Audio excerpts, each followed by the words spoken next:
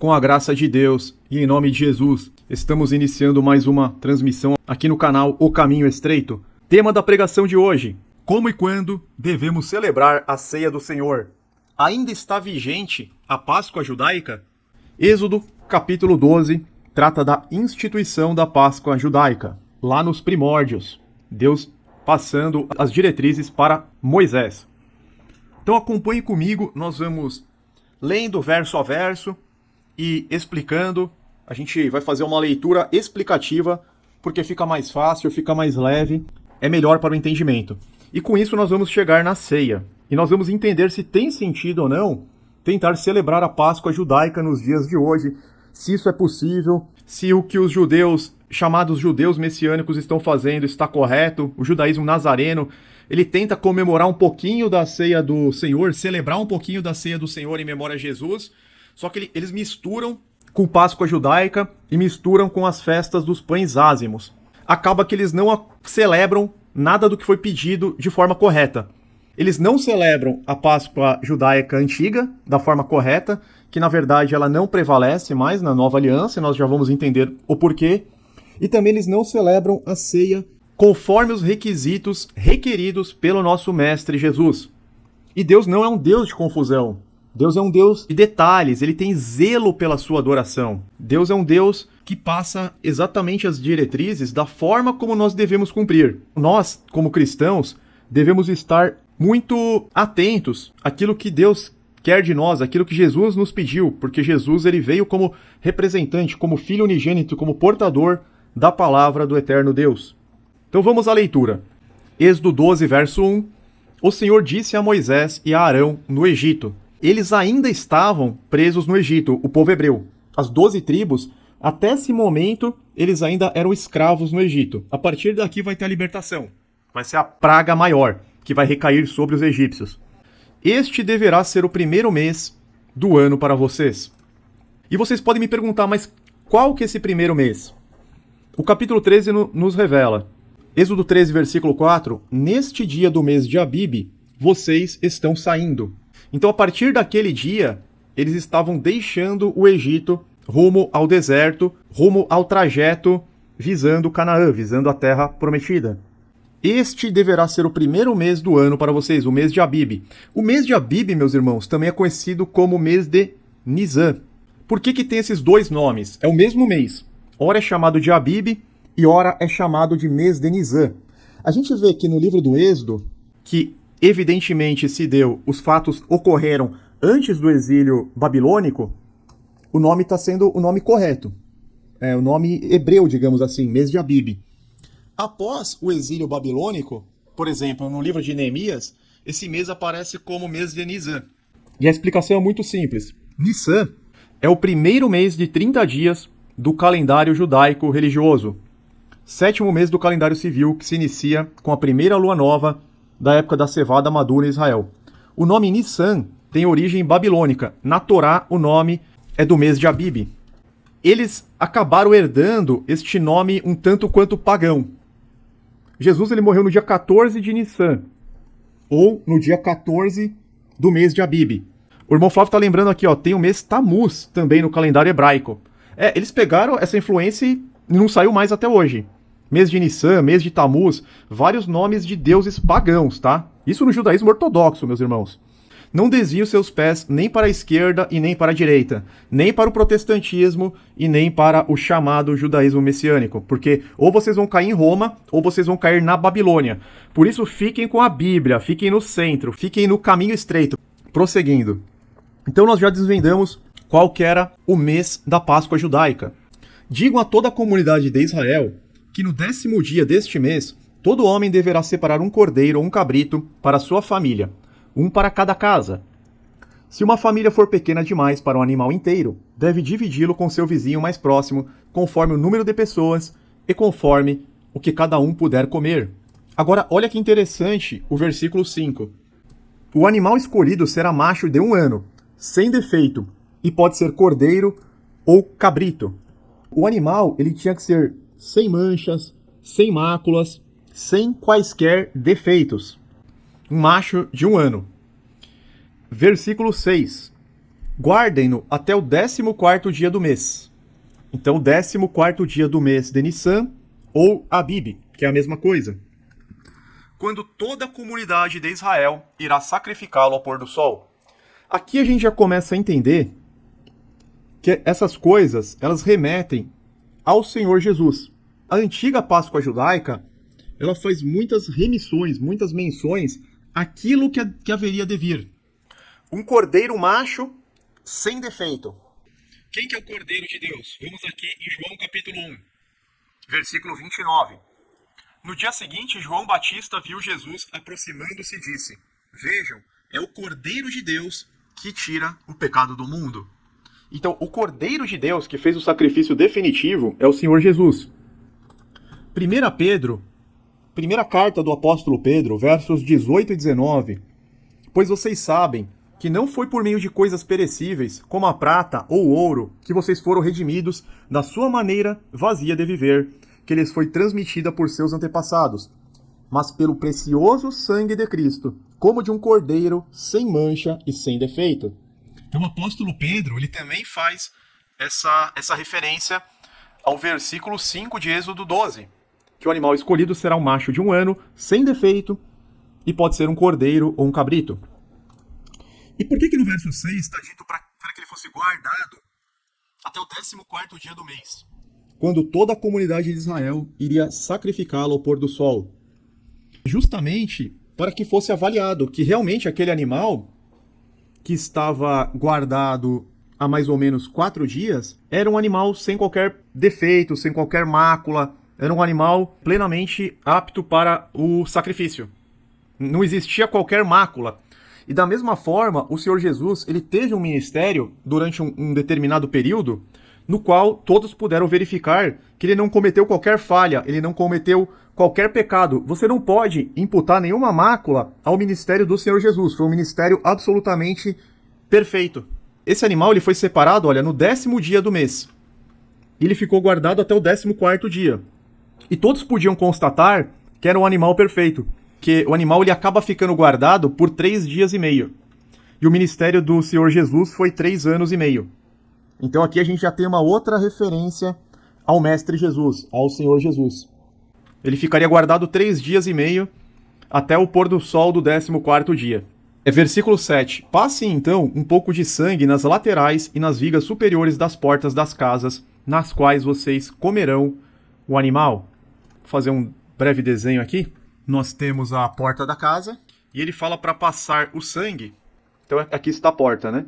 Pegar o sangue do animal. Nas laterais, passa um pouco de sangue nas laterais e nas vigas, na parte superior, digamos assim, das portas.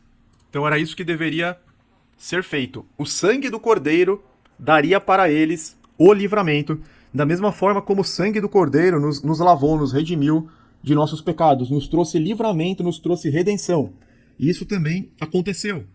Então eles passaram um pouco do sangue nas laterais e nas vigas superiores das portas das casas nas quais eles iriam comer o animal. Creio que dá para entender, um desenho muito simples, não tem segredo. Naquela mesma noite, comerão a carne assada no fogo, juntamente com ervas amargas e pão sem fermento. Por que Deus passa essa orientação para Moisés, meus irmãos? Por que a carne seria assada no fogo? Porque o fogo representa o juízo de Deus, representa a ira divina. Então, o cordeiro assado no fogo representa a ira divina. Ele não podia ser cozinhado na água, ele não podia ser preparado de outra forma. Nós podemos pegar, por exemplo, Êxodo 15, verso 7.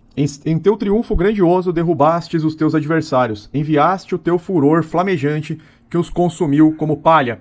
Nós vamos ver que o cordeiro ele tem que ser totalmente consumido. Esse fogo ele representa a santa ira divina e o pão sem fermento, o fermento ele representa o pecado.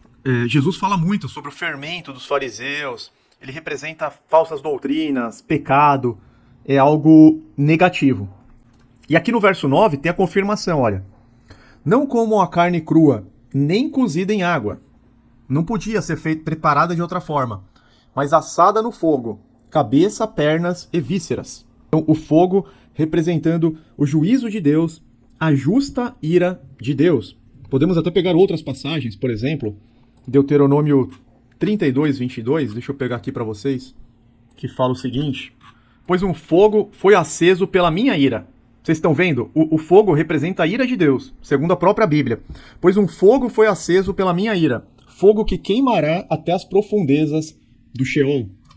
Então aqui está a explicação. Por que Deus falou, vocês não podem comer a carne crua, vocês não podem comer a carne cozida em água. Não, mas tem que ser assada no fogo, totalmente. E no versículo 10, Deus fala o seguinte: não deixe sobrar nada até pela manhã. Caso isso aconteça, queime o que restar. Se sobrar alguma coisinha, não pode sobrar nada até amanhã. Se eles não aguentarem comer, tem que queimar no fogo o que restar. Versículo 11. O versículo 11 entende-se que ele só aconteceu na primeira Páscoa e não nas demais que os judeus celebraram. Ao comerem, estejam prontos para sair, cinto no lugar, sandália nos pés e cajado na mão. Comam apressadamente. Esta é a Páscoa do Senhor. Esse versículo ele pode nos dar diversos entendimentos. Comer com as sandálias nos pés era algo totalmente incomum. Porque os hebreus eles não tinham mesa e cadeira como nós usamos hoje. Eles se assentavam basicamente no chão, às vezes em tapetes. Tinha uma tábua de madeira, mais ou menos, mas não era uma mesa levantada como a nossa, cadeiras com pés como as nossas cadeiras. Então eles sempre tiravam as sandálias para comer, até para não sujar o local próximo à comida. Só que Deus falou assim, vocês vão ter que comer com o cinto preso, amarrado, com os lombos cingidos, com as vestes amarradas, o que era incomum, com as sandálias nos pés, vocês vão ter que estar calçados e cajado na mão. E de repente ele fala, comam apressadamente. Esse apressadamente nós podemos ter pelo menos duas interpretações. Uma delas é que eles estavam prestes a fugir do Egito. Tinha o exército do faraó que viria atrás deles. Porque o faraó, ele libera. Depois que cai essa praga da morte dos primogênitos, o faraó libera o povo hebreu para ir embora. Porém, ele se arrepende e manda o exército atrás deles. Então, como apressadamente, pode estar justificado pela perseguição dos inimigos que viria a seguir. Mas também, meus irmãos, é interessante a gente notar que eles tiveram pressa, os líderes religiosos tiveram pressa para executar Jesus. Jesus ele foi preso e ele foi processado, digamos assim, muito rapidamente. Porque o dia seguinte seria a festa dos pães ázimos. O dia seguinte seria um Shabat. Uma convocação muito especial, uma santa convocação. Eles tiveram muita pressa para condenar e executar o Senhor Jesus, antes que se desse o primeiro dia, o dia inaugural da festa dos pães ázimos. Então nós também temos essa interpretação, mais uma vez remetendo ao Messias. E Deus fala, esta é a Páscoa do Senhor. O que significa Páscoa? Pessá. Pessá é passagem. Vemos aqui, olha, Pessá do hebraico, que significa passar por cima, ou passar sobre, ou simplesmente passagem. Ou ainda, a passagem do anjo do Senhor. Porque o anjo do Senhor passou em todas as casas para executar juízo, exceto naquelas casas que estavam dessa forma. Exceto nas casas que tinham o sangue do cordeiro nas laterais e nas vigas, como nós vemos aqui. Somente nessas casas que não aconteceu a pessá ou a passagem do anjo do Senhor, como nós vamos ver adiante no capítulo, ok, meus irmãos? Dando sequência, Deus fala o seguinte: naquela mesma noite passarei pelo Egito e matarei todos os primogênitos, tanto dos homens como dos animais, e executarei juízo sobre todos os deuses do Egito. Eu sou o Senhor. É muito interessante notarmos que Deus, além dele falar que por meio do anjo dele ele vai matar todos os primogênitos, tanto dos homens como também dos animais, ele diz o seguinte: eu executarei juízo sobre todos os deuses do Egito. O que isso significa? Isso significa que os deuses egípcios não puderam salvá-los. Israel, ele tinha adorado os ídolos do Egito, porque desde o momento que Jacó se mudou para o Egito por meio da intervenção de José, na época que José era governador do Egito, as tribos de Israel naquela época, os filhos de Jacó, contando filhos, netos, eram apenas 70 pessoas. Eram apenas 70 pessoas. E quando eles saem do Egito, são 600 mil homens, mais mulheres, mais crianças, mais uma multidão de estrangeiro. Então saiu mais de 2, 3 milhões de pessoas. Uns 2 milhões tranquilamente, porque 600 mil homens. Aí você pega mais as mulheres, 600 mil mulheres, 1 milhão e 200. Mais as crianças. Aí você já completa para pelo menos 2 milhões. E a Bíblia ainda fala uma multidão de estrangeiros. Isso é interessante. Quando Deus fala, executarei juízo sobre os deuses egípcios, ele está mostrando que os deuses egípcios eles não puderam salvar os próprios egípcios e que aquele povo que ficou 430 anos escravo no Egito e que chegou a idolatrar esses deuses, eles estavam percebendo que aqueles deuses eram falsos. Deus está se mostrando como o único e verdadeiro Deus aqui. Ele fala, eu vou executar um juízo e não há ninguém que possa livrá-los do meu juízo, exceto o sangue do cordeiro nas casas dos israelitas. Mas os deuses egípcios eles não têm nenhum poder, nenhuma autoridade. E outra coisa que é interessante, ainda no versículo 12, naquela mesma noite passarei pelo Egito e matarei todos os primogênitos, a gente percebe que a salvação ela veio por meio do juízo. A salvação que nós temos em Cristo, ela veio por meio do juízo. E a justa ira de Deus, aqui a justa ira de Deus, meus irmãos, está recaindo sobre os ímpios não redimidos. Podem perceber, a justa ira de Deus, o juízo de Deus, está caindo sobre todos os ímpios não redimidos com esse sangue aqui do Cordeiro. Os israelitas, eles estão sendo justificados pela graça. O Cordeiro morreu no lugar deles. O sangue do Cordeiro está dando livramento para eles, porque se algum israelita não passasse o sangue nos batentes das portas, ele também morreria. Ele não seria justificado pelo simples fato de ser de uma das tribos de Israel. Ele tinha que fazer esse procedimento.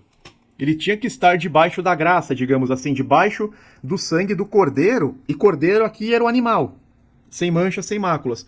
E da mesma forma, hoje, nós somente não seremos destruídos pelo juízo de Deus quando da volta de Jesus. Agora vai ter uma peçá. Porque Jesus ele volta com poder e grande glória junto com os anjos. A Bíblia é muito clara nesse sentido. Jesus ele retorna com poder e grande glória com um exército de anjos. Podemos citar, por exemplo, Mateus capítulo 24, um discurso escatológico de Jesus. Então aparecerá no céu o sinal do Filho do Homem, e todas as nações da terra se lamentarão e verão o Filho do Homem vindo nas nuvens no céu, com poder e grande glória. E ele enviará os seus anjos com grande som de trombeta, e estes reunirão os seus eleitos os 4 ventos, de uma a outra extremidade dos céus. E os demais, os anjos são ceifeiros. Todos aqueles que não estiverem em Cristo, eles serão ceifados e lançados na fornalha ardente, serão lançados no fogo. Nós temos, inclusive, a parábola do joio e do trigo que fala isso claramente. Então a salvação ela vem por meio do juízo. A justa ira de Deus ela recai sobre os ímpios que não estão cobertos pelo sangue do Cordeiro, inclusive como recaiu sobre o próprio Senhor Jesus, que se colocou no lugar dos pecadores, embora ele próprio não tivesse pecado. Então, para a nossa redenção, também precisou morrer o Cordeiro, só que o Cordeiro de Deus.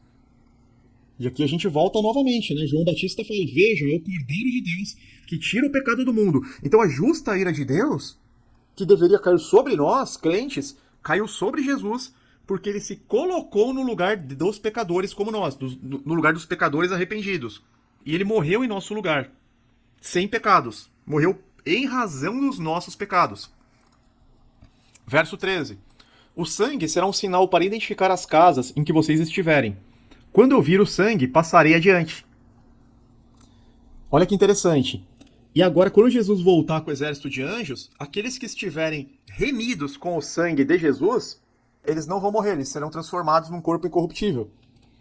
A praga de destruição não os atingirá quando eu ferir o Egito. Da mesma forma, no dia do Senhor, que será um dia terrível, será um dia de trevas, o dia do Senhor será um dia de praga, meus irmãos, onde grande parte da humanidade será destruída. Por isso que eu sempre digo, quem vai fazer a verdadeira redução populacional é o próprio Deus por meio de Jesus e dos anjos. Mas essa grande praga que vem no dia do Senhor, que bilhões de pessoas morrerão, ela não vai atingir os eleitos. Da mesma forma como está escrito aqui, a praga de destruição não os atingirá quando eu ferir o Egito. Quem que é o Egito agora na volta de Jesus, meus irmãos? Quem que é o Egito agora O Egito agora é todo mundo. O Egito agora é toda a terra. Jesus ele vem para executar o juízo não apenas contra o Egito, mas contra toda a terra. E só vai ser livrado aquele que estiver coberto do sangue do Cordeiro. Olha a importância do batismo também no nome de Jesus, o único nome pelo qual possamos ser salvos. Por isso que na ceia, a gente já vai entrar na ceia. Por isso que é de extrema importância nós estarmos fazendo a vontade de Deus, andando nos passos do Mestre, andando nos passos do Messias, e é fundamental estarmos batizados no nome de Jesus, o único nome dado debaixo dos céus pelo qual possamos ser salvos. Nós temos que agradecer muito a Deus por estarmos tendo acesso a esses ensinamentos, porque é o Espírito de Deus que nos dá esse entendimento. Verso 14. Este dia será um memorial que vocês e todos os seus descendentes o comemorarão como festa ao Senhor. Comemorem-no como decreto perpétuo. Esse perpétuo, nós já fizemos lives explicando, é um estatuto olam. No hebraico está olam, que significa por prazo indeterminado, até que se cumpra a finalidade. Então é por um determinado período de tempo. Eles teriam que comemorar aquilo por um período indeterminado. Olam não significa para todo sempre, tá? Embora tenha sido traduzido no português para perpétuo, é até que se consuma, até que alcance o objetivo. Eu costumo dizer, meus irmãos, que as leis cerimoniais, não é que elas foram abolidas, é que elas cumpriram a finalidade. Então, às vezes a gente fala, né? Toda a lei moral está vigente, mas a lei cerimonial foi abolida, porque o véu foi rasgado, não existe mais o sacerdócio levítico. Mas eu nem diria que a lei cerimonial foi abolida, eu diria que ela cumpriu a sua finalidade. Foi até onde ela deveria ir, como nós vemos claramente no livro de Hebreus. O livro de Hebreus fala das sombras, das coisas que haveriam de vir. Muitas coisas eram ilustrativas. Voltando aqui um pouquinho no verso 13, o sangue será um sinal para indicar as casas que vocês estiverem. Quando vir o sangue, passarei adiante. Então Deus vai olhar para nós e vai ver se nós estamos debaixo da graça, debaixo do sangue do Cordeiro ou não. Porque a Bíblia, ela fala, né? Aquele que diz que ama a Deus, mas não guarda os seus mandamentos é mentiroso, a verdade não está nele. Então nós somos salvos pela graça, porém não é aquela hipergraça do sistema religioso. Jesus fala, nós temos que ser dignos dele, confessar ele perante os homens, nós temos que andar como ele andou, para que Deus nos enxergue lavados pelo sangue dele. Ok? O Cordeiro deveria morrer para que eles vivessem. Aqui nós estamos vendo no verso 13 a salvação por substituição. Se aquele animal não tivesse sido sacrificado, lembra no começo? Eles separaram o cordeiro macho e sem defeito. E toda a comunidade de Israel iria sacrificá-lo ao pôr do sol. Com Jesus, meus irmãos, aconteceu a mesma coisa. Ele não tinha defeito, ele foi perfeito em todos os seus caminhos, e todos os judeus, todos os líderes judeus, se reuniram, conspiraram para sacrificá-lo. Tanto que no Evangelho de João, Pilatos pergunta, o que vocês querem que façamos com ele? Crucifica-o, crucifica, mata, mata, crucifica. Então toda a comunidade de Israel, por isso que a redação ela foi colocada dessa forma de propósito. Nada na Bíblia é por acaso, meus irmãos. Quando está sendo dito, guardem até o 4º dia do mês, até o 14º dia do mês, eles guardaram por 3 dias e meio, que representa os 3 anos e meio do ministério de Jesus. Quando toda a comunidade de Israel irá sacrificá-lo ao pôr do sol, Jesus ele foi preso, entregue à morte por todos os judeus. Praticamente todos pediram a morte dele. Aquela multidão de judeus pediu para Pilatos, que era romano, a morte de Jesus. Então o que aconteceu? Da mesma forma que na Páscoa judaica, na primeira Páscoa, o cordeiro deveria morrer para que eles vivessem. Então nós temos a salvação por substituição de um sacrifício. Ou seja, a graça de Deus provendo a redenção por meio do sangue, por meio do qual o pecado é expiado. E aí nós podemos trazer Levítico 17:11. Pois a vida da carne está no sangue, e eu o dei a vocês para fazerem propiciação por si mesmos no altar. É o sangue que faz propiciação pela vida. Tá claríssimo, é o sangue que faz propiciação pela vida. Os egípcios que não estavam cobertos pelo sangue do cordeiro, eles foram atingidos pela praga, pelo juízo de morte dos primogênitos. Tá muito claro toda a ligação, tá tudo remetendo a Cristo. Dando sequência. Versículo 14. Este dia será um memorial que vocês e todos os seus descendentes comemorarão com festa do Senhor, comemorem como decreto Olam, por prazo indeterminado, até que se cumpra. E agora vai ser instituída a festa dos pães ázimos, ou a festa dos pães sem fermento. Durante 7 dias, comam pão sem fermento. No primeiro dia, tirem de casa o fermento, porque quem comer qualquer coisa fermentada, do primeiro ao 7º dia, será eliminado de Israel. O fermento representando o pecado, ok, meus irmãos? Quando nós comemos o pão, que representa o corpo de Jesus, aquele pão ele deve ser sem fermento. Quando o sistema religioso faz aquelas ceias totalmente erradas, fora do rito bíblico, geralmente eles pegam pão normal, pão fermentado. Eu já vi pegarem até pão puma. Pegava o pão puma, recortava em quadradinho, um suco Hades e fazia no dia errado. Neste ano de 2024, o dia correto é no pôr do sol do domingo 21 de abril. Então, dia 21 de abril ao pôr do sol, que biblicamente já seria 22, é o dia correto para a celebração da ceia do Senhor. Ou dia 14 de Nisan, o dia que Jesus morreu. Jesus é a nossa Páscoa agora. Convoque uma reunião santa no primeiro dia e outra no 7º. Então, a reunião santa do primeiro dia foi o dia seguinte da morte de Jesus. Por isso que os fariseus, os líderes religiosos, eles estavam tão desesperados para que Jesus fosse executado rapidamente. Inclusive, até os ladrões, né, eles tinham que ser retirados da cruz, mandaram quebrar as pernas dos ladrões para que eles morressem logo, porque eles tinham que ser retirados da cruz antes da Santa Convocação, que era um Shabat. Nós temos um estudo mostrando que Jesus ele morreu, ele foi crucificado e morto em uma quarta-feira no meio da semana. O dia seguinte foi um Shabat, ou seja, o primeiro dia da festa dos pães ázimos, que é a Santa Convocação, e ele ressuscitou no sábado, 7º dia da semana. Não façam nenhum trabalho nesses dias, exceto da preparação da comida para todos. É só o que poderão fazer. Celebrem a festa dos pães sem fermento, porque foi nesse mesmo dia que eu tirei os exércitos de vocês do Egito. Celebrem esse dia como decreto perpétuo, Olam, por todas as suas gerações, ou seja, até que se consuma. No primeiro mês, comam pão sem fermento, desde o entardecer do 14º dia até o entardecer do 21º. Então você tem a Páscoa mais 7 dias. Você tem o sacrifício do cordeiro mais 7 dias de festa dos pães ázimos. Durante 7 dias vocês não deverão ter fermento em casa. Quem comer qualquer coisa fermentada será eliminado da comunidade de Israel, seja estrangeiro, seja natural da terra. Não comam nada fermentado, onde quer que morarem, comam apenas pão sem fermento. Essa orientação, meus irmãos, para nós essa orientação hoje é só no momento da celebração da ceia.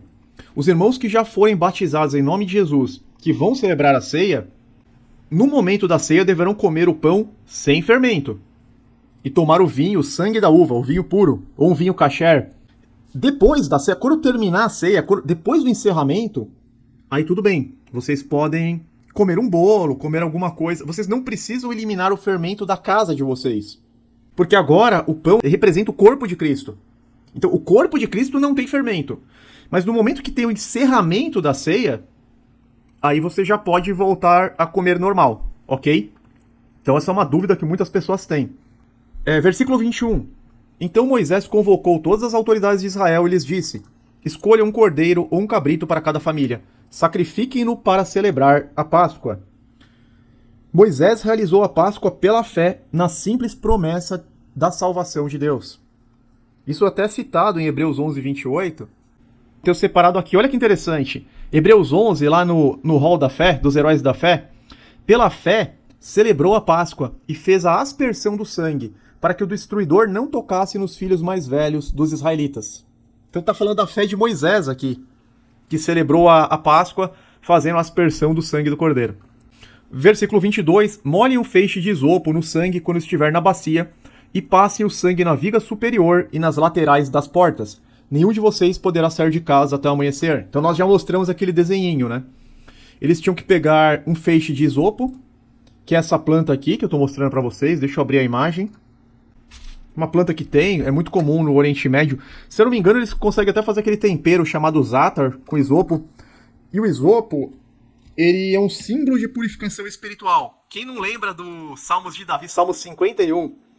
quando Davi cometeu aquele grave pecado, e ele fala para Deus, né? Lava-me com isopo. É muito bonito isso. Salmo 51, deixa eu ver se eu lembro o versículo. Aqui, olha, versículo 7. Purifica-me com isopo e ficarei puro. Lava-me e mais branco do que a neve serei. Então, isopo, meus irmãos, tem essa conotação, é um símbolo de purificação espiritual. Davi fala para Deus, eterno Deus, purifica-me com isopo e ficarei puro. Interessante, né? Eles usaram essa planta para passar o sangue nos batentes das portas. Quando o Senhor passar pela terra para matar os egípcios, verá o sangue na viga superior e nas laterais da porta e passará sobre aquela porta. E não permitirá que o destruidor entre na casa de vocês para matá-los. Então eles estavam tendo um livramento. Obedeçam essas instruções, como decreto perpétuo para vocês e seus descendentes. Aí ele manda celebrar quando entrar na terra prometida. E uma coisa muito interessante no verso 26. Quando seus filhos lhe perguntarem o que significa esta cerimônia, responda-lhes. Eu acho muito bonito, meus irmãos, a preocupação de Deus com a instrução de seu povo. Quando seus filhos lhe perguntarem o que significa essa cerimônia, o que significa esse rito, isso mostra a preocupação divina com a instrução do seu povo. Isso mostra como Deus desejava que Israel o servisse, o adorasse e o glorificasse. E mostra para nós que nós devemos ensinar os nossos filhos, os nossos familiares, que nós devemos ensinar a palavra de Deus para os nossos filhos, para os nossos dependentes, para as próximas gerações. Nós não podemos deixar de pregar a palavra de Deus em nossa casa. E Deus fala, né? Respondam-lhes, é o sacrifício da Páscoa ao Senhor, que passou sobre as casas dos israelitas no Egito e poupou nessas casas quando matou os egípcios. Então o povo curvou-se em adoração e fizeram conforme foi ordenado. E a praga recaiu sobre os egípcios. A praga recaiu sobre eles ficaram com muito temor. E no verso 34, então o povo tomou a massa de pão ainda sem fermento e a carregou nos ombros, nas amassadeiras embrulhadas em suas roupas. O povo egípcio ele sai com a massa de pão sem fermento, rumo à terra prometida. Não deu tempo de pegar o fermento, né? Nem podia. E no versículo 35, uma passagem que é muito conhecida, os israelitas obedeceram a ordem de Moisés e pediram aos egípcios objetos de prata e de ouro, bem como roupas novas. O Senhor concedeu ao povo uma disposição favorável da parte dos egípcios, de modo que eles davam o que pediam. Assim eles despojaram os egípcios.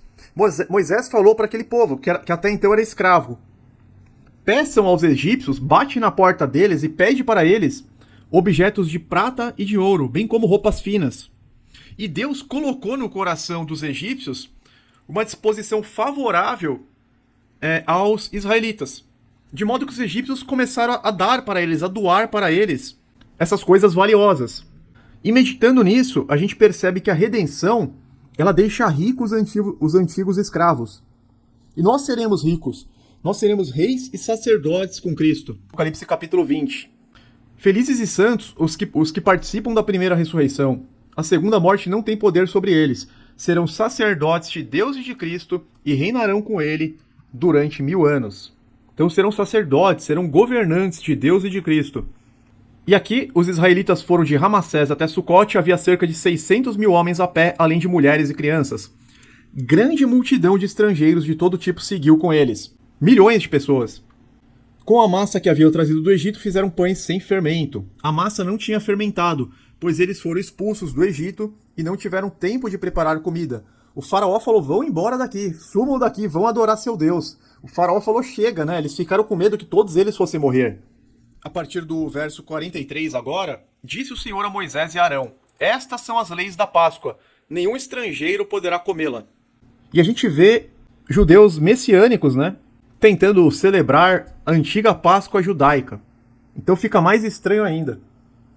Verso 44. O escravo comprado poderá comer da Páscoa depois de circuncidado, mas o residente temporário e o trabalhador contratado dela não comerão. Vocês a comerão numa só casa. Não levem nenhum pedaço de carne para fora da casa, nem quebrem nenhum dos ossos. Não quebrar ossos também remete a Jesus. Nenhum osso de Jesus foi quebrado, meus irmãos. João 19, a partir do verso 31, Olha, os judeus pediram a Pilatos que ordenasse que eles quebrassem as pernas e os corpos fossem retirados. Vieram então os soldados e quebraram as pernas do primeiro homem que fora crucificado com Jesus, e em seguida as do outro. Mas quando chegaram a Jesus, percebendo que já estava morto, não lhe quebraram as pernas. Em vez disso, um dos soldados perfurou o lado de Jesus com uma lança, e logo saiu sangue e água. Esse sangue e essa água que ungiu o lugar santíssimo. A gente tem uma live explicando isso também. Então, mais uma vez, foram cumpridas as escrituras. Não quebrem nenhum dos ossos. Não podia ser quebrado nenhum osso do cordeiro, da mesma forma como não foi quebrado nenhum osso do Cordeiro de Deus. Inclusive tem uns salmos que fala isso. Salmos 34, verso 20, protege todos os seus ossos, nenhum deles será quebrado. Tudo está interligado, meus irmãos, tudo está interligado. Toda a comunidade de Israel terá que celebrar a Páscoa, dando sequência. Agora, olha a condição do estrangeiro. Imagina esses irmãos que não são judeus, que saíram da igreja de Deus, tentaram se transformar em judeus e não sabem agora se eles celebram a Páscoa judaica, não sabem se celebram a ceia do Senhor, eles não sabem se celebram uma mistura entre as duas, porque é impossível celebrar as duas ao mesmo tempo, porque Jesus é a nossa Páscoa, ou eles vão matar um cordeiro? Eu não sei, será que os judeus messiânicos eles vão matar um cordeiro, fazer ele totalmente queimado, vão fazer 7 dias de festa de pães ázimos? Olha que interessante o versículo 48. Qualquer estrangeiro residente entre vocês que quiser celebrar a Páscoa do Senhor, terá que circuncidar todos os do sexo masculino da sua família. Então poderá participar como natural da terra.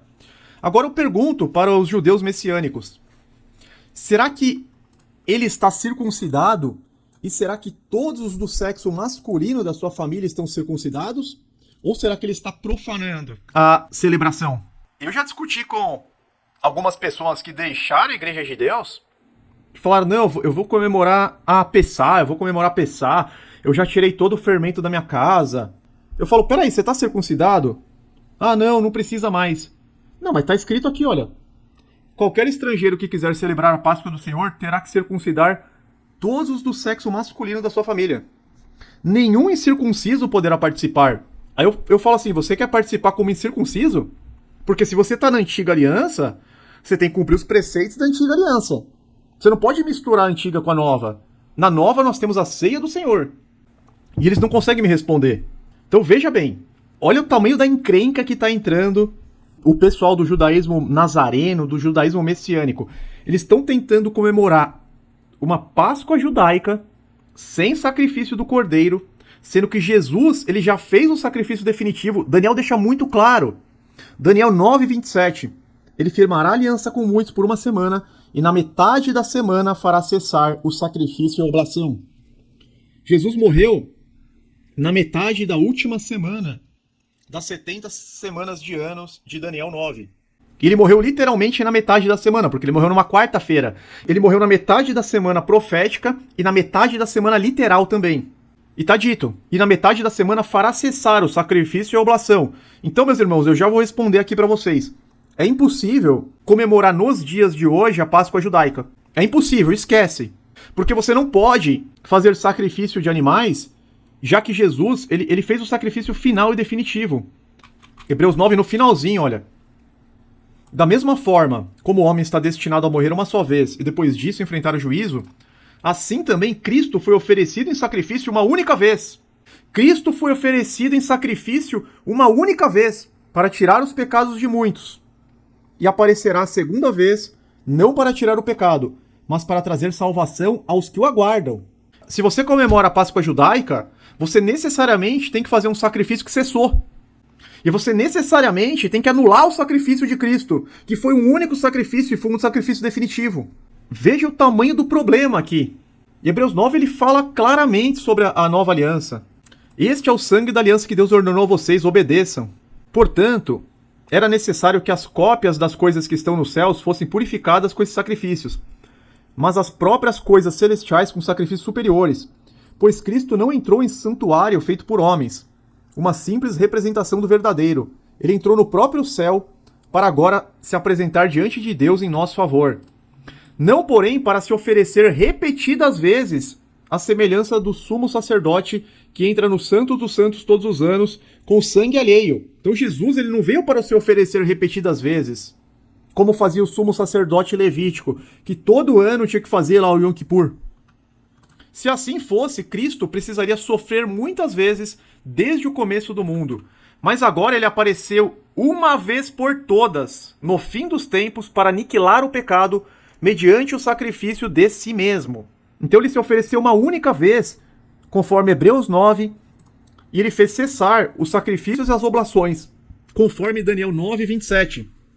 O que é importante dizer sobre tudo isso também é que a obra salvadora de Jesus, ela também foi uma obra de juízo contra Satanás e contra este mundo corrompido, por causa da glória de Deus. Da mesma forma que aqui teve um juízo contra o Egito, contra o mundo corrompido, né? O Egito era o centro do mundo corrompido. E Cristo, meus irmãos, ele é o Cordeiro que comprou pessoas de todas as nações para Deus, redimindo-as da ira de Deus com seu sangue. Nós somos salvos da servidão do pecado para servirmos a Deus, do mesmo modo que os israelitas foram salvos da servidão do Egito para servirem a Deus. Acredito que essa primeira parte tenha ficado claro. Agora vamos para a ceia do Senhor em si. Eu vou ler um trecho de Mateus 26. Aqui a gente vai ver um problema que existia com o calendário. Na época existiam pelo menos 2 calendários da Páscoa. Um que era mais utilizado pelos essênios e pelos fariseus, e outro que era mais utilizado pelos saduceus. Então, Jesus ele celebrou a Páscoa no calendário dos essênios, porque os saduceus eles estavam adiantados. Então, a gente tem a impressão que Jesus celebrou a Páscoa um dia antes, mas na realidade ele celebrou, digamos assim, horas antes, mas no próprio dia correto. Porque em Mateus a gente vai ver o seguinte: no primeiro dia da festa dos pães sem fermento, os discípulos dirigiram-se a Jesus e perguntaram: onde queres que preparemos a refeição da Páscoa?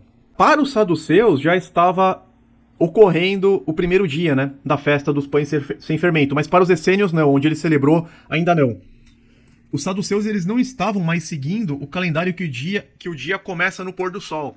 Eles estavam seguindo o calendário egípcio, o dia começando com o nascer do sol, que não é o certo. Mas tudo bem, vamos, tirando essa questão de calendário que é muito complicada, vamos dar seguimento.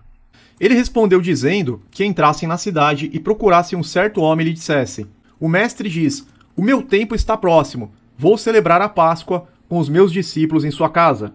Os discípulos fizeram como Jesus os havia instruído e prepararam a Páscoa. Ao anoitecer, Jesus estava reclinado à mesa com os 12. Nós vamos perceber, meus irmãos, que não tem cordeiro aqui. Jesus ele já celebra a Páscoa nos moldes da nova aliança. O nosso exemplo, o nosso mestre, é o Senhor Jesus. Nós temos que fazer aquilo que ele fez. Nós temos que fazer aquilo que ele nos pediu. Não é mais para celebrar a Páscoa judaica com a morte de um cordeiro, naqueles moldes da antiga aliança. Agora nós vivemos na nova aliança. Então nós vamos aprender como que Jesus celebrou. Ele estava na mesa com os 12. E enquanto estavam comendo, ele disse: digo-lhes que certamente um de vocês me trairá. Está falando da traição de Judas. Eles ficaram muito tristes e começaram a dizer-lhe um após o outro: com certeza não sou eu, Senhor. Afirmou Jesus: aquele que comeu comigo do mesmo prato há de me trair. O Filho do Homem vai, como está escrito a seu respeito. Mas ai daquele que trai o Filho do Homem, melhor lhe seria não haver nascido. Então Judas, que haveria de traí-lo, disse: com certeza não sou eu, mestre. Jesus afirmou: sim, é você. Jesus já sabia, só que ele entregou a vida dele para nos salvar. Enquanto comiam, Jesus tomou o pão, deu graças e partiu-o, e o deu a seus discípulos, dizendo: tomem e comam, isto é o meu corpo. O pão sem fermento, sem pecado, representa o corpo de Cristo. Em seguida, tomou o cálice do vinho, deu graças e o ofereceu aos discípulos, dizendo: bebam dele todos vocês. Isto é o meu sangue da aliança, que é derramado em favor de muitos para perdão de pecados. Então, o vinho representa o sangue de Cristo, o sangue da nova aliança. A carta aos Hebreus deixa claro que é uma nova aliança, a carta aos Coríntios também. Aqui, olha, Hebreus 12, 24, para que vocês não tenham dúvida. A Jesus, mediador de uma nova aliança, e ao sangue aspergido, que fala melhor do sangue de Abel. Então Jesus, meus irmãos, é um mediador de uma nova aliança pelo sangue que ele derramou. ok? Pelo sangue que ele derramou. E Jeremias profetizou isso. Jeremias 31:31, estão chegando dias, declara o Senhor, quando farei uma nova aliança com a comunidade de Israel e com a comunidade de Judá. Lucas 22:20. Da mesma forma, depois da ceia, tomou o cálice, dizendo: este cálice é a nova aliança no meu sangue, derramado em favor de vocês. Então aqui no Evangelho de Lucas está até mais claro. No Evangelho de Lucas, vou colocar aqui em destaque para vocês. Agora nós estamos numa nova aliança. Coisa que o judaísmo nazareno, o judaísmo messiânico, não quer entender. Eles não querem entender. Eles querem misturar as coisas. Remendo velho em roupa nova. Vinho novo em odre velho. Jesus falou, não dá, vai romper. Você não pode colocar remendo novo numa roupa velha. Porque o remendo novo vai esgarçar, vai rasgar a roupa velha. E você também não pode colocar vinho novo em odre velho. O que o judaísmo messiânico mais faz é colocar vinho novo em odre velho. É o que eles mais fazem. Aí rompe o odre, meus irmãos. Rompe, você não faz nem uma coisa nem outra. Então, olha, da mesma forma, tomou o cálice dizendo, este cálice é a nova aliança no meu sangue, derramado em favor de vocês. Então nós estamos na nova aliança. Não estamos em uma aliança renovada. Não existe aliança renovada. Não existe, esquece isso. É nova aliança. A Bíblia fala, tanto no Antigo quanto no Novo Testamento, nova aliança, não importa a tradução. Dando sequência, nós estamos em Mateus.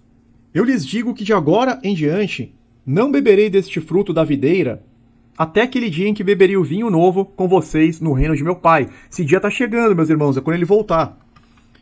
Depois de terem cantado um hino, saíram para o Monte das Oliveiras. Se eu não me engano, foi Salmos... Não sei se foi 113, 118, mas existem estudos que acreditam que foi um desses salmos. Não sei, eu não lembro agora exatamente se foi o 113 ou o 118, mas eles cantaram um hino e saíram para o Monte das Oliveiras. Então vamos ao rito da ceia. A liturgia para a ceia da nova aliança. Para quem já está batizado e quiser celebrar, o procedimento é o seguinte. Abertura da ceia em nome do Senhor Jesus. E uma oração, é claro. Colossenses 3,17 diz o seguinte: tudo o que fizerem, sejam em palavra ou em ação, façam-no em nome do Senhor Jesus, dando por meio dele graças a Deus Pai. Então nós temos a abertura dessa liturgia, deste culto, desta celebração, em nome de Jesus, com uma oração. Depois, cântico de louvores podem ser hinos que falam sobre Jesus. Hinos que falam do ministério dele, da redenção, da morte e ressurreição, da volta dele, que ele em breve retornará. Hinos que falam sobre Jesus. Item 3. Leitura da palavra de Deus. Evangelho de João, capítulo 13. O lava-pés. É importante na ceia que nós cumpramos esta ordem dada também pelo Mestre. João 13, versos 14 e 15 fala o seguinte: pois bem, se eu, sendo Senhor e Mestre de vocês, lavei-lhes os pés, vocês também devem lavar os pés uns dos outros. Eu lhes dei o exemplo para que vocês façam como lhes fiz. Então, isso aqui é um mandamento que é totalmente ignorado pelo sistema religioso. O sistema religioso, eles não fazem a ceia de acordo com o que está na Bíblia. O pão não é sem fermento, o vinho não é o sangue da uva, ou um vinho kasher, não tem o lava-pés. É tudo uma bagunça, meus irmãos. Então João 13 fala o seguinte: um pouco antes da festa da Páscoa, sabendo Jesus que havia chegado o tempo em que deixaria este mundo e iria para o Pai, tendo amado os seus que estavam no mundo, amou-os até o fim. E aqui fala que estava sendo servido o jantar e o diabo já havia induzido Judas Iscariotes a trair Jesus. Assim levantou-se da mesa, tirou sua capa e colocou uma toalha em volta da cintura. Então Jesus se levantou da mesa, tirou a capa e colocou uma toalha presa na cintura. Depois disso derramou água numa bacia e começou a lavar os pés dos seus discípulos, enxugando-os com a toalha que estava em sua cintura. Chegou-se a Simão Pedro e lhe disse: Senhor, vais lavar os meus pés? Respondeu Jesus: você não compreende agora o que estou lhe fazendo, Mais tarde, porém, entenderá. Disse Pedro: Não, nunca lavarás os meus pés. Jesus respondeu: Se eu não os lavar, você não terá parte comigo. Então Pedro, sempre um tanto quanto afoito, falou para Jesus que ele não lavaria os pés dele, porque Pedro entendia que Jesus era o mestre e ele era o servo. Só que Jesus falou: Se eu não lavar, você não vai ter parte comigo. Respondeu Simão Pedro: Então, Senhor, não apenas os meus pés, mas também as minhas mãos e a minha cabeça. Ou seja, para ter parte contigo, pode lavar meu corpo inteiro. Pedro exagerava um pouco, muitas vezes. Respondeu Jesus: Quem já se banhou precisa apenas lavar os pés. Todo o seu corpo está limpo. Vocês estão limpos, mas nem todos. Aqui ele estava falando de Judas, né? Judas não estava limpo. Quando terminou de lavar-lhes os pés, Jesus tornou a vestir a sua capa e voltou ao seu lugar. Então lhes perguntou: Vocês entendem o que lhes fiz? Vocês me chamam mestre e senhor, e com razão, pois eu o sou. Então Jesus está falando para eles: realmente eu sou o mestre de vocês, eu sou o senhor de vocês. Pois bem, se eu sendo senhor e mestre de vocês lavei-lhe os pés, vocês também devem lavar os pés uns dos outros. Eu lhes dei o exemplo para que vocês façam como lhes fiz. Olha que interessante, meus irmãos. Isso aqui é um mandamento. Isso aqui é um mandamento de Jesus que é totalmente ignorado pelo sistema religioso. Porque ele manda fazer isso. Vamos colocar aqui em destaque. Jesus fala: Pois bem, se eu sendo senhor e mestre de vocês, lavei-lhe os pés, vocês também devem lavar os pés uns dos outros. Quando ele fala vocês devem lavar, é que nós somos obrigados a fazer isso. É um mandamento. Ele não está falando vocês podem. Se ele tivesse falando vocês podem, seria facultativo. Quando ele fala vocês devem também lavar os pés uns dos outros, ele está dando um mandamento. E a cada ano que passa, os cristãos descumprem este mandamento, ignoram e passam a não fazer parte de Jesus. Eu lhes dei o exemplo para que vocês façam como lhes fiz. Para que vocês façam como lhes fiz. Nós devemos acatar, nós devemos obedecer. Então na ceia tem que ter essa parte do lava-pés. Isso é para que nós sejamos despojados de todo orgulho, de toda soberba. Porque quando você vai lavar os pés de uma pessoa, você tem que se ajoelhar. Deixa eu ver se eu consigo achar alguma imagem. Então Jesus, que sendo mestre, ele se ajoelha. Quando a gente vai lavar os pés de uma pessoa, a pessoa está sentada. Então nós temos que nos ajoelhar, a toalha está amarrada na cintura, ele lava os pés numa bacia. Então é importante cada um levar uma bacia, cada um, se puder, levar um jarro d'água e uma toalha. Pode até ser uma toalha de rosto. Não precisa ser uma toalha de banho, porque é só os pés. Então você se ajoelha e você vai embora seu orgulho, seu ego. Isso é para destruir o ego, isso é para destruir o orgulho das pessoas, entendeu? E você humildemente lava os pés e enxuga da pessoa. Então isso é muito importante ter na ceia, porque é um mandamento para nós. Então nós estamos vendo qual que é a celebração da nova aliança. A celebração da nova aliança não é a Páscoa judaica, não é sacrifício de animal, não é circuncisão, não tem mais isso. A celebração da nova aliança é a ceia em memória ao Senhor Jesus. O pão sem fermento, que representa o corpo dele, aquilo que ele sofreu em nosso lugar, com o sangue da uva, com o suco puro da uva, ou com o vinho kasher, que representa o sangue derramado para a nossa redenção. E com essa atitude de humildade, vamos dar sequência aqui no rito. Então, depois da leitura da palavra de Deus, no Evangelho de João, capítulo 13, que nós lemos aqui, tem o lava-pés, conforme eu mostrei para vocês. Explanação da leitura do texto, eu fiz a explanação aqui. Os participantes da ceia são convidados a fazerem isso. Terminado o lava-pés, solicita-se que todos lavem as mãos para início da segunda fase da celebração. Então todos os irmãos vão lavar as mãos e a gente vai dar início à segunda fase da celebração. Na segunda fase, podemos fazer a leitura de Mateus 26 e 1 Coríntios 11 a respeito da ceia. Nós já lemos aqui Mateus 26 e 1 Coríntios 11 é importante lermos, que fala da autoanálise, que fala de não tomarmos a ceia de modo indigno. Então eu vou ler para vocês. O apóstolo Paulo falando para a igreja, aquela igreja não estava... Eles estavam fazendo coisas erradas. Ele dá uma admoestação aqui. Quando vocês se reúnem, não é para comer a ceia do Senhor, porque cada um come sua própria ceia sem esperar pelos outros. Assim, enquanto um fica com fome, o outro se embriaga. Eles estavam fazendo de forma totalmente indigna. Estavam ficando embriagados com o vinho, comendo que nem glutões. Não era assim. Aí Paulo fala: será que vocês não têm casa onde comer e beber? Ou desprezam a igreja de Deus e humilham os que nada têm? Que lhes direi? Eu os elogiarei por isso? Certamente que não. Pois recebi do Senhor o que também lhes entreguei.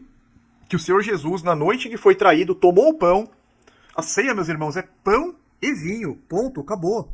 Não é para ter um monte de comida. Você pode ter comida depois da ceia. A ceia, isso que é importante falar, a ceia não é glutonaria.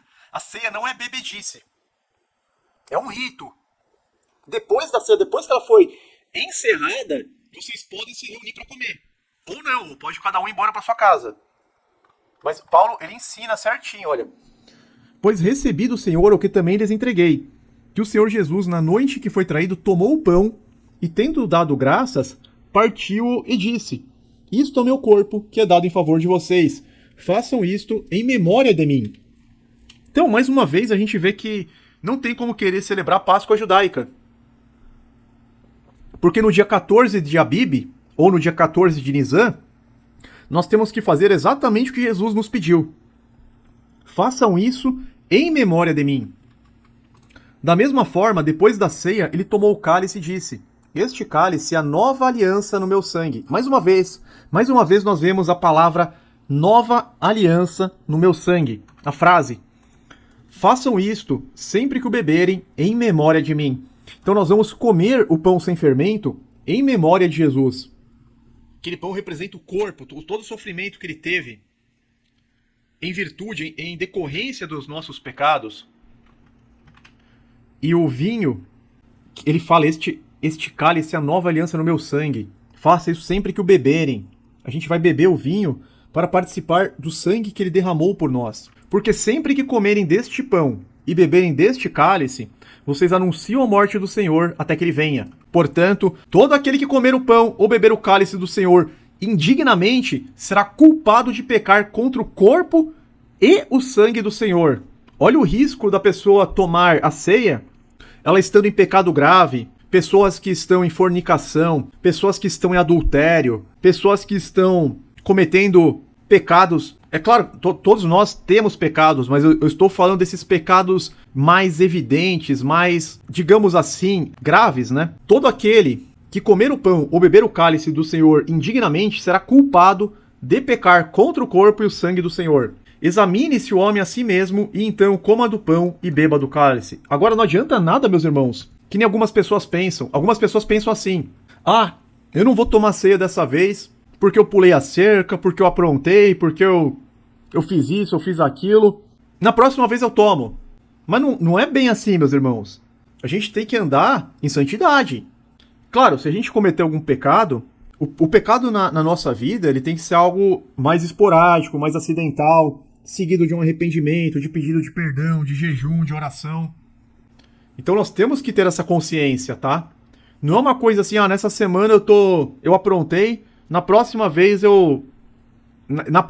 na semana da ceia eu não vou aprontar nada, no mês. Não é assim. A gente tem que ter uma vida de santidade. O irmão Alberto colocou: é por isso que o não batizado não pode. O não batizado, ele ainda não está em Cristo. Tem que ter o batismo em nome de Jesus para a gente fazer parte. O não batizado, ele pode estar presente na ceia. Ele pode estar presente no culto, na celebração, assistindo.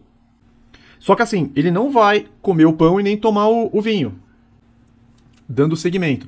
Então Paulo fala muito claramente sobre essa autoanálise. Examine-se o homem a si mesmo, e então coma do pão e beba do cálice. Pois quem come e bebe sem discernir o corpo do Senhor, come e bebe para sua própria condenação. Por isso há entre vocês muitos fracos e doentes, e vários já dormiram, ou seja, e vários já morreram. Então na igreja de Corinto tinha muitas pessoas fracas, tinham muitas pessoas doentes, tinham muitas pessoas que já tinham até morrido, porque eles estavam comendo e bebendo indignamente. Muitos estavam em pecado, alguns talvez não tinham sido devidamente batizados, E nós temos que ter muito temor para fazer essa ceia. João capítulo 6, meus irmãos, fala o seguinte, olha, João 6,53. Jesus lhe disse, eu lhes digo a verdade, se vocês não comerem a carne do Filho do Homem e não beberem o seu sangue, não terão vida em si mesmos. Olha a seriedade. Olha a importância da ceia.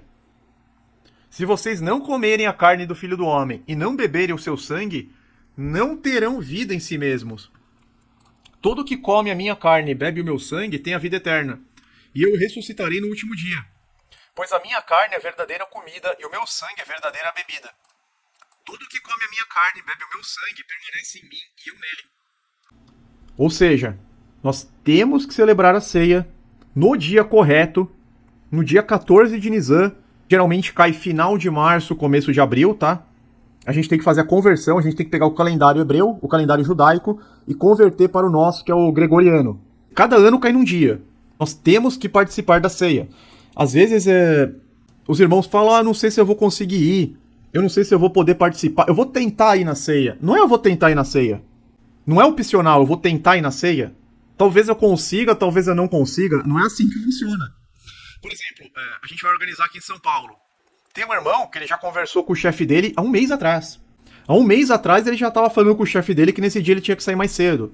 O outro que trabalha home office, já sabia que teria que adiantar as coisas. O outro que trabalha, que é rodízio do carro, aqui em São Paulo você não pode sair com o carro em determinado dia e horário, já deu um jeito de vir antes. Cada um tem que dar o seu jeito. Você tem que participar, senão você não faz parte. É o que está escrito aqui, se vocês não comerem a carne do Filho do Homem e não beberem o seu sangue, não terão vida em si mesmos. Ah, não é simplesmente um culto que tal... Ah, se der eu vou tentar ir. Esquece. Ou você tem comprometimento de buscar em primeiro lugar o reino dos céus e a sua justiça, ou você não tem comprometimento algum. Ou as coisas de Deus estão em primeiro lugar em sua vida, ou elas não estão em lugar algum. É buscar em primeiro lugar o reino de Deus e a sua justiça, e as demais coisas vos serão acrescentadas. Então Paulo falou, olha, quem come e bebe sem discernir o corpo do Senhor, come e bebe para sua própria condenação. A pessoa fica num estágio pior do que ela estava. A pessoa ela está cometendo pecados graves ou pecados recorrentes, né? Ela está pecando de forma deliberada, reiterada, chega lá e participa da ceia, como se nada tivesse acontecendo. Paulo mesmo falou, a pessoa pode ficar fraca, pode ficar doente, pode ficar suscetível a ataques do inimigo, ela vai abrir brechas, ela vai abrir várias brechas, por isso que acaba morrendo. Se a gente vai abrindo muitas brechas para o inimigo, pode vir um ataque mortal. Verso 31, mas se nós nos examinássemos a nós mesmos, não receberíamos juízo. Quando, porém, somos julgados pelo Senhor, estamos sendo disciplinados para que não sejamos condenados com o mundo. Ou seja, Deus, ele castiga aqueles que ele ama. Deus disciplina os seus filhos, Deus disciplina aqueles que ele ama para que nós não sejamos condenados com o mundo, para que nós sejamos salvos. Portanto, meus irmãos, quando vocês se reunirem para comer, esperem uns pelos outros. Se alguém estiver com fome, coma em casa, para que quando vocês se reunirem, isso não resulte em condenação. Quanto ao mais, quando eu lhes for, darei instruções. Então tem toda uma formalidade, uma reverência, um respeito, uma liturgia, para que a gente faça a ceia de forma digna, de forma que agrade ao nosso Mestre Jesus e ao nosso Senhor Deus. Então é feita a leitura de Mateus 26, que nós já fizemos, e 1 Coríntios capítulo 11, que nós concluímos agora. São feitas as explicações sobre a necessidade de autoexame para poder participar da ceia. Nós temos que ver se a nossa consciência não está nos acusando de coisas mais graves. Porque assim, não tem ninguém sem pecado. Só que existem coisas que são mais graves, né? Nós temos que ver se a nossa consciência está ou não nos acusando. Se a nossa consciência estiver, de certa forma, tranquila, então nós temos que participar da ceia.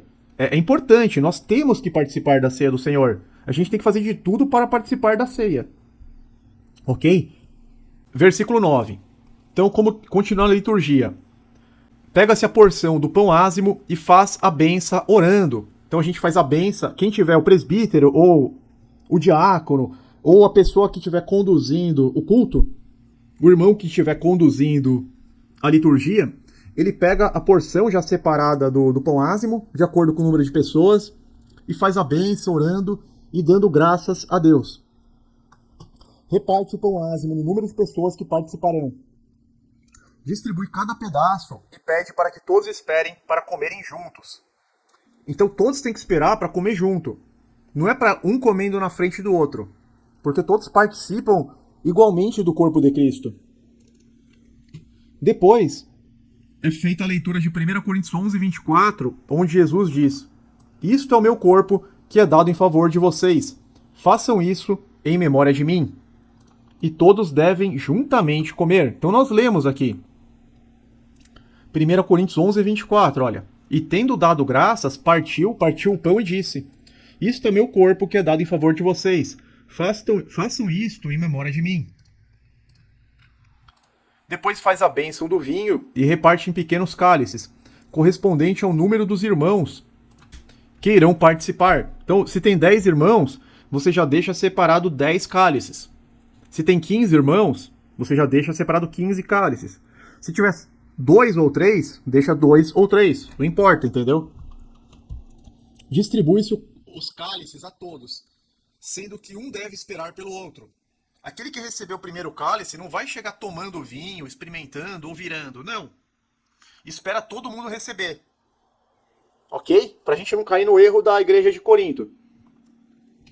Depois faz a leitura de 1 Coríntios 11, 25, onde Jesus diz: Este cálice é a nova aliança no meu sangue. Façam isto sempre que o beberem em memória de mim. Todos devem beber igualmente, ao mesmo tempo. Ou seja, um deve esperar o outro. Depois, canta-se mais um louvor. Quando estiver finalizando, canta-se mais um ou 2 louvores. E é dito a todos os participantes para saudarem uns aos outros em comemoração a este dia. Por fim, o encerramento em nome do Senhor Jesus Cristo, para a glória de Deus, o Pai. Essa é a liturgia para a ceia da nova aliança. Claro que tem outras passagens que falam da ceia, como nós vimos aqui, né? Lucas 22. A gente pode até ler um pouquinho. Olha que interessante. Eles saíram e encontraram tudo como Jesus tinha dito. Então prepararam a Páscoa. A nossa Páscoa é nesse molde. É nesse molde que nós acabamos de ler, meus irmãos. Não tem mais nada a ver com a Páscoa judaica, tá? É do jeito que Jesus celebrou com os apóstolos, com os discípulos. Eles saíram e encontraram tudo como Jesus lhes tinha dito, então prepararam a Páscoa. Quando chegou a hora, Jesus e os seus apóstolos reclinaram-se à mesa. Ele lhes disse: Desejei ansiosamente comer esta Páscoa com vocês antes de sofrer. Pois eu lhes digo, não comerei dela novamente, até que se cumpra no reino de Deus. Recebendo um cálice, ele deu graças e disse: Tomem isto e partilhem uns com os outros. Pois eu lhes digo que não beberei outra vez do fruto da videira, até que venha o reino de Deus. Tomando o pão, deu graças, partiu-o e deu aos discípulos, dizendo: Isto é meu corpo dado em favor de vocês, façam isto em memória de mim. Da mesma forma, depois da ceia, tomou o cálice, dizendo: Este cálice é a nova aliança no meu sangue, derramado em favor de vocês. E aqui ele fala da traição de Judas, que ocorreu, né, logo depois dessa ceia do Senhor. Deixa eu ver se tem alguma dúvida. Eu acho que ficou muito claro. O título da live é: Como e quando devemos celebrar a ceia do Senhor? Como é de acordo com essa instrução que nós acabamos de ler. Eu separei aqui em 17 itens, somente para facilitar. Quando é no dia 14 de Nisan, ou de Abib, quando Jesus morreu, porque Jesus foi o verdadeiro cordeiro da Páscoa. Ele foi sacrificado, ele morreu bem na hora do sacrifício do cordeiro. Então nós devemos celebrar a ceia uma vez por ano, apenas uma vez por ano, com pão sem fermento, porque o fermento representa o pecado, e com vinho puro. A segunda questão, e ainda está vigente a Páscoa judaica? Não. A Páscoa judaica ela não está mais vigente e ela não é passível de comemoração. O próprio Jesus não comemorou. A Maria Flor está perguntando, os discípulos eram todos batizados? Sim, eles receberam sim o batismo nas águas. Inclusive, eles faziam batismos. Não apenas João Batista fazia, né, os batismos nas águas, mas os próprios discípulos de Jesus também faziam. A gente vê isso nos evangelhos. Trazer só mais um ensino aqui. Cristo ele foi morto no dia 14, ou seja, no dia que a gente vai celebrar, do primeiro mês hebreu, o mesmo dia no qual o cordeiro da Páscoa era sacrificado no Antigo Testamento, conforme Êxodo 12, versos 1 a 6, que nós já estudamos. Isso poderia cair em qualquer dia da semana. Então, Êxodo 12 nós já estudamos. Em 14 de Nisan ou Abib, pela manhã, o chametz, ou seja, o alimento fermentado, era eliminado, e os sacerdotes do templo preparavam-se para Pessah. O trabalho secular encerrava-se ao meio-dia e se iniciava um sacrifício às 15 horas. O dia seguinte à morte do Cordeiro da Páscoa sempre era chamado de sábado ou Shabat, lembrando que o dia seguinte se inicia ao pôr do sol. Levítico 23, versos 5 a 7, olha que interessante. No mês primeiro, aos 14 do mês, pela tarde, é a Páscoa do Senhor. E aos 15 dias deste mês é a festa dos pães ázimos. Quando que Jesus celebrou a Páscoa com os discípulos? Ele não celebrou à tarde, mas ele celebrou logo que deu o pôr do sol. Ou seja, ele celebrou 12 horas antes, porque depois ele foi preso. Depois ele foi preso e morto, né? Então ele celebrou no calendário dos essênios, no dia certo, mas logo que o dia se iniciou no entardecer. No mês primeiro, aos 14 do mês, pela tarde, é a Páscoa do Senhor. E aos 15 dias deste mês é a festa dos pães ázimos, do Senhor. 7 dias comereis pães ázimos. No primeiro dia tereis santa convocação, nenhum trabalho servil fareis. Por isso que eles queriam matar Jesus o mais rápido possível, porque no dia seguinte seria esta santa convocação. Não podia ser feito nenhum trabalho. O dia seguinte seria um sábado cerimonial. Não seria o sábado, o sétimo dia da semana. Cairia numa quinta-feira. O dia seguinte da morte de Jesus, Jesus morreu na quarta tarde. O dia seguinte foi uma quinta-feira.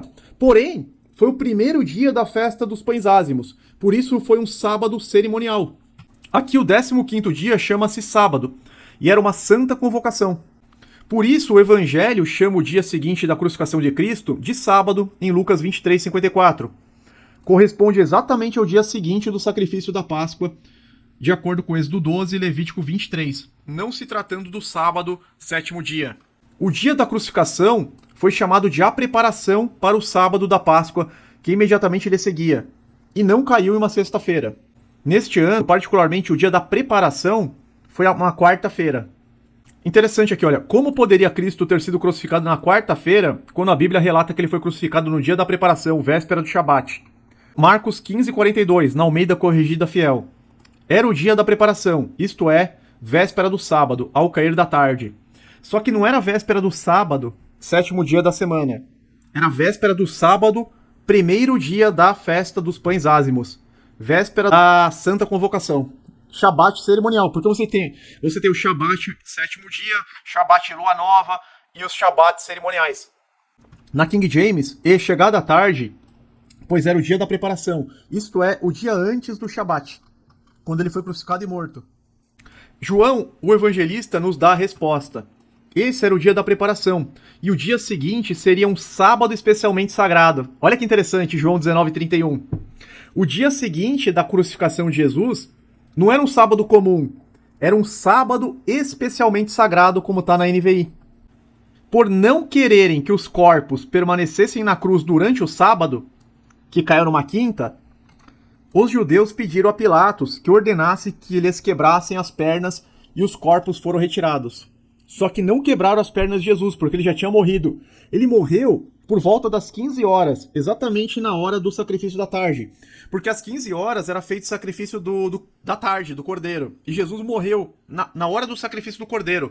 Por isso que Paulo fala que ele é a nossa Páscoa. 1 Coríntios, capítulo 5 agora, Paulo fala o seguinte: não é boa a vossa jactância. Não sabeis que um pouco de fermento faz levedar toda a massa? Alempai-vos, pois, do fermento velho. Ele está falando do pecado, das coisas negativas aqui. Alimpai-vos, pois, do fermento velho, para que sejais uma nova massa. Ele está falando de forma metafórica, de forma ilustrativa. Assim como estáis sem fermento. Porque Cristo, nossa Páscoa, foi sacrificado por nós. Então Jesus é a nossa Páscoa. Não tem mais a Páscoa judaica. Porque Cristo, nossa Páscoa, foi sacrificado por nós. Por isso façamos a festa não com o fermento velho, nem com o fermento da maldade e da malícia.